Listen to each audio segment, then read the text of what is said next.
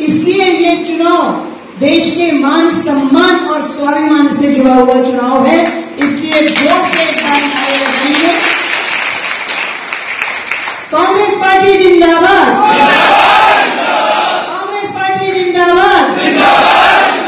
मोदी को जानिए और पहचानिए, संघ और भाजपा की असलियत क्या है, इस विषय पर अभी हुआ है।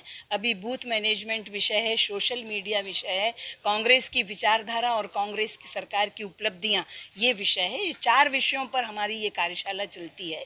एक विषय अभी मेरा हुआ है। में हम लोग अपने कार्यकर्ताओं को ये बता रहे हैं कि आज से लेकर और चुनाव वाले दिन तक, चुनाव वाली शाम तक, जब तक चुनाव आखिरी वोट नहीं पड़ जाता तब तक के क्या करना है, कैसे लोगों से बात करनी है, कैसे लोगों को अपनी तरफ लाना है, दूसरी पार्टियों के वोटर को, दूसरी पार्टियों के कार्यकर्ता को किस तरह से बात करके और कांग्रेस पार्टी की विचारधारा में सम्मिलित करना है। ये सब बातें हमने अपने कार्यकर्ताओं को आज समझाई हैं।